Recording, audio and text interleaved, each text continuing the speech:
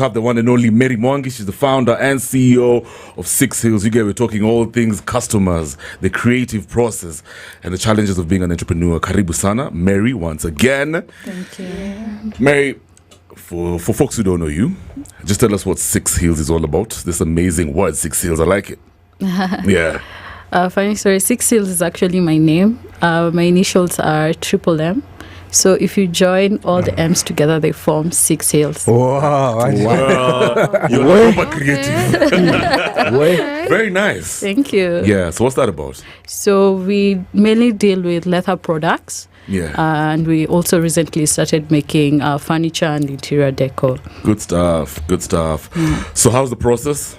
How's it going so far? You've been in business for how long? I've been in business for more than 5 years. Oh, nice. Yeah. Since before COVID. Since before COVID. Yeah. Yeah. So, yeah, but I love what I'm doing. Yeah. Yeah. Awesome. So, you know what? JP, you're the one who came up with this topic, isn't it? All right. Okay, I'm no longer coming up with topics. It's cool. Because we like talking about everything business. And I want to start with the customers. You know what I mean? So, for me, I know you know how they usually say the customer is the boss, yeah? So let's talk about customer stories. What is that impeccable form of feedback a customer ever gave you and you're like, okay, this one is changing my game? Yeah, so there's this experience that I had with a customer. Yeah. So I went for a site visit to his place. He had this concept. I don't know if you guys know Feng Shui. Yes. Chinese concept that guys apply in their homes where it creates harmony, happiness into their homes. So we came up, he wanted dining chairs. So we did the design with him. So once we finished the project, I delivered the project. Yeah. So the feedback that I got after I delivered the products, the client really liked them, and told me afterwards, just sitting on this seat when I'm working on them really brings me a lot of peace. Yeah. So that was really profound for me. What sort of impact did it have in your business and in how you approach business? Just getting customer feedback really helps us. It keeps us going. Yeah, I can imagine. Yeah. And I want you to talk about some of the craziest customers you've ever had to deal with. I mean, what challenges, for example, have you had to go through when dealing with those types of customers? Like, stubborn. Wow, yeah, that's very interesting. So the major challenge that we have with customers is trust. They can give you a project, but they do, especially for the first time customers who are coming into your shop and they're like, I want you to do this for me. I want you to make for me this bag. And we ask for these deposits as well. Like we ask them to place a 50% deposit. So they're like, but how sure are we that you're going to deliver this bag? So what we do is we involve our clients in the process of making the bag. So, for example, when you're sourcing the materials that you have chose, these are the accessories that you're going to use. We just keep them informed. And that really helps us in building trust. Yeah, I can imagine. Yeah. So just customer just trusting us is a major challenge, but we are always keeping them informed when you are making the bags for them or the furniture. Yeah, you do follow-ups as well? Yes, we do follow-ups. Yeah. Once we deliver, we actually, like after a week, we ask them, how do you find the product? How does it suit you or not? If it doesn't, we always we are open to, you can bring it back and we can make it for you. That's legit, man, because for me, when a business follows up with like their services, a service of PT, a product I've bought, I take them so seriously. I'm like, you know what, you're taking me seriously. I'll probably refer you to somebody else. I'm going to be a repeat customer again. Yeah. I feel like people like those are the ones who make, a business, the whole customer and business relationship makes sense. Yeah. I respect that, Steph. Yeah, so take us through the journey of actually creating the business. Like, when did the idea come up that you wanted to go into fashion and furniture? So what inspired me is, just the gap of getting high quality products into the market. That's the gap I saw. Yeah. So when I saw that gap, you remember when Kenya banned the use of plastic bags. So that's the time I actually started making the bags, and I started making shopping bags but using jute. Jute is this kind of material. It's like gunia, which is known for, it's very ethical and eco-friendly and very sustainable. So that's what I started with. But as I evolved, I went into canvas and leather. I kept on learning and kept on diversifying the kind of products that I use that are durable and are of high quality. Yeah. You know, when you watch the news these days, they talk about how the business environment has become so unbearable, especially for MSMEs. Do you have the same experience? Would you rather stop doing business in Kenya, for example, like many other guys? Of course, sometimes I doubt myself. Yeah, because sometimes you can a customer can come to the shop. You're like, oh, your products are very expensive. I'm not able to afford. And then they normally say, see, right now we don't have money because the economy. So that's a huge challenge for us. But what we normally do, we're very transparent to customers. We tell them, but the reason why it's expensive or it's not affordable as you want it to be is because the cost of probably leather has increased slightly, so we have increased. So we always keep them informed when we're increasing our prices, especially on our social media platforms. We say we have increased prices and this is the reason why. Yeah, so we always, when it comes to transparency to customers, we always tell them. Yeah. Where do you source your materials? Do you work with local artisans, suppliers? Yes, I work with local artisans. So when it comes to leather, we source it locally, just the tanneries around. There's Athi River, there's Sagana. That's where we source the leather. Yeah. Let me ask you a random question, because I know there's guys who are getting into business, and I mean, it's everyone's dream. I usually say business is the ultimate form of personal excellence. When you can own your own destiny, you have the freedom to create, to engage with Kenyans, to tweak your biashara, your product, your service. I think it's an amazing process. However, there are people who imagine that their product has to be very perfect. When I get like the perfectionists, I imagine women. You know what I mean? Yeah, it's like, I don't know. I just feel like women are so detailed. Yeah. So, do you ever have the pressure do you ever go through the mental pressure to create the best, perfect product? Yeah, so you keep on tweaking, you keep on, navigating, and if not, maybe you get disappointed. You're like, oh damn, maybe my competition is gonna beat me in this thing, and now you become anxious. How do you go through that whole form of anxiety of creating the ultimate product? Of course, that's also a huge challenge for us because artisans, not all artisans are the same.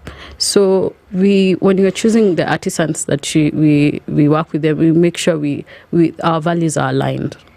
That's very important to us. Like, when you're making the bag, make sure like you just don't stitch. Make sure the line is straight, then stitch. Yeah, so that's like just working with artisans has been a huge challenge for me. But with time, I've been able to train them as well as getting artisans who actually know what they do. Yeah. That's interesting. Have you tried to tap into international markets with your products, or how is that space for you? Yes, recently I have. So I have my products in Bermuda. Wow. Very nice. Yeah, there's a shop in Bermuda that stocks my item. I did that like 3 months ago. Yeah, which I'm liking. But right now it's winter, and what I shipped to Bermuda is the baskets. They're called Bolga baskets. That's the ones that you can use in the beach. Bermuda is known for its beach. Yeah, so that's the gap I saw there. Like they don't have those baskets, so I shipped them. So they are stocking them, but right now it's winter, so I'm still waiting for them to like sell the items for me. But they actually, the feedback we're getting is like the bags are really good and all. Yeah. How did you break into that market? So I have a friend actually who lives in Bermuda. So she has really helped me a lot. So I'm like, you can just look for shops that can stock African-made products, and she really helped me. And I got the contacts, and then we had one-on-one with them, with the owner of that shop, and they accepted my products. Yeah. There's this narrative out there that Kenyan products are very expensive. You know what I mean? Yeah. Have you ever encounter that type of narrative. Some people say, you know what, afadhali nitafute kitu deadly mtush manze. You know what I mean? So, yeah, they feel like, I mean, I want to support for Kenyans, by Kenyans, but the price is kind of crazy. Yeah, we get that a lot, but what we try and sell to our customers is quality. Yeah, that's very important to us. We tell them, yeah, you can get those cheaper products, the thrifted items, but when you come to us, you're getting a product that is durable and one that is built with high quality. The attention to detail that we put into that bag, yeah, it takes a lot. So once you actually buy the bag and experience it, that's when you'll actually know that's a really good bag. Yeah. So there's someone out there listening and they say they want to start their own business, but they don't know where to start. So would you give them some advice about how to get onto this journey? Oh, yes. Yeah. What I'll tell someone who wants to tap into the business as I am, I'll tell you, like, just believe in yourself first. Believe in yourself that you can actually do business. Once you believe in yourself, then put your ideas across. Once you put your ideas across, for me, I'm open into telling people probably when you want to know suppliers, where do you get the suppliers from? I'm open. I'm always open in telling people who want to join, want to have a new business. I'm open into telling them the information. I'm very open. I don't hide the information. Yeah. What's your coolest product? Like, you just say, like, this is the thing, something that you enjoy doing, and also, how do you come up with these ideas to create something in the way you do? Because I've been looking at your page, just trying to see the bags, different bags. I believe that's one of your products as well. Yes. The bag Nice. and the diary cover. So how do you come up with this creative process? Yeah. How does it work? And what's your coolest one? All right. What really inspires me is, first of all, customers' needs. Yeah, I make sure, like, what do the customers want? So I create what they want, and also I tap into the new trends. I can go into Pinterest, what's trending, and then now I make those bags that are trending. But what's really important to us is what customer needs, and then I make the bag out of that. I was going to ask something similar to what JP asked you. So I guess, how do you balance creativity and practicality? You know what I mean? Because some people, I guess, they're like too creative, and other people always seem to, get it right. Yeah. So how would you advise somebody to balance the two between creativity and practicality? How I'll advise that is that, first of all, how I have done it, because that's also a challenge that I had. I joined these mentorship programs where they helped me in just knowing the business side of things. For example, there's a mentorship program that I joined called Nampelka. This program gives you enablers who are not just Kenyans, but outside. So I got this enabler from Italy and took me through, like, he's an old guy. He works for IBM. So he has worked in a corporate entity and also knows how the business side of things. So he really taught me on how to just do business, financials, everything, even the use of AI to just help me into creating a bag or furniture. So that's what I'll advise. Like, first of all, tap into mentorship programs, know the business side of things, and then Yeah. I like how you mentioned AI. So how do you use AI to make furniture and to make bags? How I use AI through Canva. Canva has really helped me. Canva has really helped me, but it's something also I'm also learning. So that has really helped me, Canva. And also Pinterest is part of Pinterest, yeah. Have you been employed before? Yes, I have. Yeah. What are some of the things that you learned from being employed that you applied when you biashara? Being disciplined. Yes. Yeah, you have to be disciplined. I worked at JKIA. Yeah. And nice. You have to be disciplined when you come to it. So that's something that I learned when I was employed, and also being very professional. Yeah. So just having a business, sometimes you might not be professional at some point at your jokali because you're not in a corporate world, but you just like the fact that I've worked before has really helped me on being professional in what I do. It's interesting you put it like that, because I was reading a book where this guy said, if you approach your biashara casually, you're going to be a casualty. Yes. You know what I mean? And I guess also for people who are getting ready into, they can envision themselves as entrepreneurs at some point, but they're still employed. May I usually advise people, like, put yourself in a position where you can be, some sort of leader in a corporate space. Yeah. Even if you're a supervisor. Yeah. I'm a manager, even if it's an assistant manager, because now you learn how to be responsible for people, and then you'll employ the same energy when you start running your business. And I guess that's the same experience you've had. Yeah, and I forgot to mention that also from the corporate world, I learned about customer service. So so that's the feedback I get mostly after a customer comes to, you guys have really good customer service, but it's what I learned back then that I apply in my business. I can imagine. Yeah. What's the most challenging part of being a Kenyan business person? Oh my goodness. For me, I would say, just balancing affordability and quality. Okay. That has been my biggest challenge. But how I tap into that is just building strong relationships with my suppliers. Yeah. And also being transparent to our customers. Yeah.